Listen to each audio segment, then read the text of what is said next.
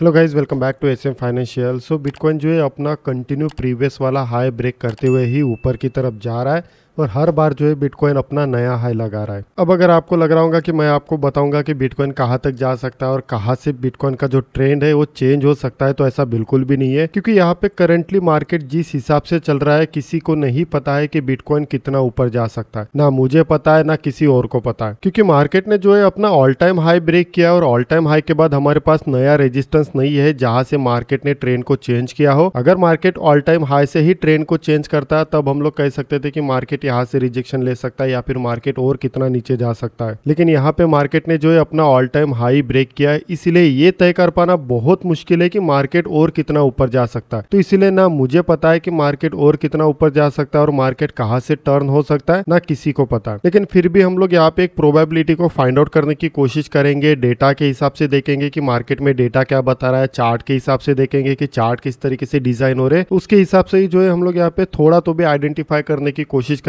लेकिन अगर हम लोग ये कहे कि मार्केट में ज्यादा से ज्यादा प्रोबेबिलिटी ये हो सकती है, तो ऐसा बिल्कुल भी नहीं होगा, क्योंकि मार्केट यहाँ पे काफी ज्यादा बुलिश है। मार्केट ने ऑल टाइम भी हाई ब्रेक कर दिया है और मार्केट कहीं ना कहीं अब नया हाई लगाने की फिर से कोशिश कर रहा है। अब जैसा कि आपको पता है कि मैंने आपको कई बार बताया कि अपने चार्ट में जो है मूविंग एवरेज को हमेशा लगा के रखे, क्योंकि मूविंग एवरेज की मदद से ही हमें पता चलता है कि मार्केट का सपोर्ट कहाँ पे निकल के आ रहा है। एक चीज आपको हमेशा ध्यान में रखना है कि मार्केट जब बुलिश होता है तो बुलिश में हमें सिर्फ और सिर्फ सपोर्ट को ही फाइंड आउट करना होता है। उसी प्रकार जब मार्केट बेरिश होता है तो हमें उस समय रेजिस्टेंस को फाइंड आउट करना होता है। क्यों? क्योंकि जब मार्केट बुलिश होता है तो बुलिश में जो है मार्केट थोड़ा ही करेक्शन करता है लेकिन रैली काफी बड़ी देता है। तो इसलिए हमें सपोर्ट फाइंड आउट करना होता है कि मार्केट दोबारा कहां से पुल बैक ले सकता है। तो इसलिए मैंने आपको हमेशा कहा है कि चार्ट में मूविंग एवरेज हमेशा लगा के रखिए। इसकी मदद से आपको काफी अच्छे तरीके से सपोर्ट को फाइंड आउट करने में आसानी होती है। तो आप देख सकते हैं कि मार्केट ने बार बार यही से सपोर्ट लिया। ये देखिए 50 एमए से ही सपोर्ट लिया, फिर से मार्केट ने 50 एमए से ही सपोर्ट, यानी आप देख सकते हैं कि मार्केट बार बार 50 एमए से ही सपोर्ट ले रहा है। सेम उसी प्रकार कल रात को भी मार्केट जब डंप हुआ तो देखिए कहां तक गिरा, एग्जैक्ट 50 एमए तक गिरा और यही से मार्केट दोबारा पुल बैक हो गया। साथ ही यहाँ पे मल्टीपल सपोर्ट भी था। यहाँ पे देखिए एक प्रकार का ये जो रेजिस्टेंस हुआ करता था, दोबारा मार्केट ने वहीं पे सपोर्ट रिस्पेक्ट किया और फिर से मार्केट ने पुल बैक दिया। तो मार्केट क्या कर रहा है, अभी बार बार 50 एमए को ही सपोर्ट रिस्पेक्ट कर रहा है, लेकिन मार्केट हर बार एक नया हाई बना रहा है। जैसा कि आप देख सकते हैं कि ये वाला हाई ब्रेक हुआ, फिर से एक नया हाई बनाया, फिर से एक नया हाई, और मार्केट यहाँ पे बार बार एक नया हाई बनाते हुए ऊपर जा रहा है। अब अगर मैं बात करता हूँ कि मार्केट कहाँ तक जा सकता है, तो ये तो एग्जैक्ट हमें नहीं पता है कि मार्केट कहाँ तक जा सकता है। तो इन दो पॉइंट की मदद से मैंने एक ट्रेंड लाइन को ड्रॉ किया है। तो चांसेस हो सकते हैं कि मार्केट इस ट्रेंड लाइन तक जाए और यही से मार्केट फिर से एक रिजेक्शन ले सकता है। अब देखिए मार्केट में जो है काफी लोग जो है बड़े करेक्शन की राह देख रहे हैं, क्योंकि मार्केट काफी पंप हो चुका है। तो ऐसे में काफी लोगों को डर बना रहता है कि मार्केट बड़ा करेक्शन देगा या मार्केट बहुत तेजी के साथ डंप होगा। तो ये जो डर है सभी के बीच में भी बना हुआ है। तो इसीलिए सभी लोग यही राह देख रहे हैं कि मार्केट में एक बड़ा सा क्रैश करे। एक और चीज मैं आपको बताना चाहूंगा कि देखिए अक्सर ये होता है कि जब एमए क्रॉस ओवर होता है और मार्केट जब बार बार 50 एमए को रिस्पेक्ट करता है, तो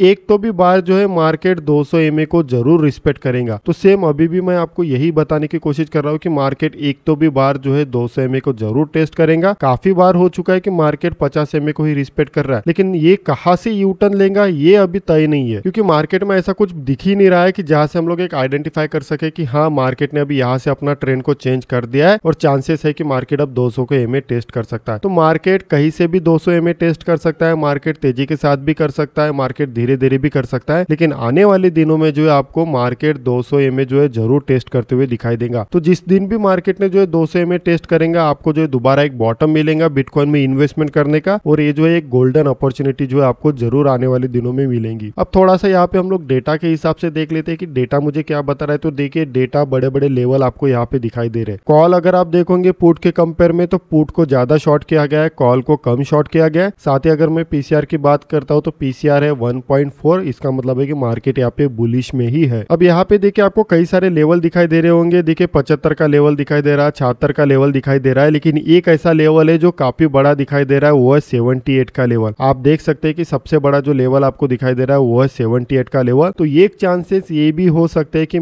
मार्केट आने वाले दिनों में जो आपको 78 तक भी दिखाई दे सकता है। उसी प्रकार अगर मैं नेक्स्ट डे का भी कैलकुलेट करता हूं तो आप देख सकते हैं कि नेक्स्ट डे में भी आपको देखिए सबसे बड़ा जो कैंडल दिखाई दे रहा है वो 78 पे ही दिखाई दे रहा है। दोनों का मिला के भी देखते तो आप देख सकते हैं कि लगभग यहाँ पे 78 का ही मुझे सबसे बड़ा कैंडल दिखाई दे रहा है। इसका मतलब है कि चांसेस कम हो सकते हैं कि 75 टेस्ट करने के बाद मार्केट रिजेक्शन ले, हो सकता है कि 75 टेस्ट करने के बाद मार्केट 78 टेस्ट करे और 78 से जो है मार्केट दोबारा रिजेक्शन ले सकता है। अब अगर मैं इस ट्रेंड लाइन को यहाँ पे थोड़ा सा और एक्सटेंड कर देता हूँ तो देखिए लगभग ये भी मैच हो रही है। अगर मैं यहाँ पे कैलकुलेट करूँ तो मार्केट धीरे धीरे अगर इसी तरीके से आता है तो लगभग ये भी 78 के आसपास जो मैच कर रहा है और हो सकता है कि यहाँ से हम ट्राई करें कि भाई मार्केट यहाँ से ट्रेंड चेंज करे और फिर इस बार जो है मार्केट 50 EMA को भी ब्रेक करके मार्केट जो है 200 को टेस्ट करे। तो ये जस्ट एक प्रोबेबिलिटी है, एग्जैक्ट मैं नहीं बता पाऊंगा। बाकी जैसा कि मैं हमेशा कहता हूँ कि पोटेंशियल कॉइन में ज्यादा इन्वेस्टमेंट करे, यानी कि पोटेंशियल कॉइन में ही हमेशा इन्वेस्टमेंट किया करे। ऐसे किसी भी शीट कॉइन में या जिसमें पोटेंशियल नहीं है ऐसे कॉइन में कभी भी हमें इन्वेस्टमेंट नहीं करना चाहिए। और आप देख सकते हैं कि BNB कॉइन, मैं पहले से कहते आ रहा हूँ कि BNB कॉइन सबसे बेस्ट कॉइन है और काफी अच्छा कॉइन है और आज देख सकते हैं कि फाइनली अपने ऑल टाइम हाई के करीब ही जा रहा है। तो ये भी हो सकता है कि ऑल टाइम हाई को ब्रेक करके भी आने वाले दिनों में जो इसमें काफी अच्छा हमें रैली दिखाई दे सकती है। तो जो गिने चुने कॉइन होते हैं जैसे बिटकॉइन हो गया, इथरम हो गया, BNB हो गया, ये सारे पोटेंशियल कॉइन है और ये जो कॉइन है आपके पोर्टफोलियो में हमेशा होने चाहिए। अगर आप इन्हें बेच देते हो तो कहीं ना कहीं बड़ा नुकसान हो सकता है क्योंकि ये स्ट्रॉन्गेस्ट कॉइन है मार्केट के। तो हमेशा ध्यान में रखें कि इन कॉइन को जो अपने पोर्टफोलियो में जरूर रखें। बाकी जो भी अपडेट होगा मैं आपको टेलीग्राम ग्रुप में दे दूंगा। तो आशा करता हूँ आज के इस वीडियो में आपने काफी कुछ सिखाऊंगा। अगर आप ऐसे और भी वीडियो चाहते हैं तो इस चैनल को लाइक करें, सब्सक्राइब करें और साथ ही बेल आइकन को भी क्लिक करें। मिलते हैं नेक्स्ट वीडियो में। Thank you.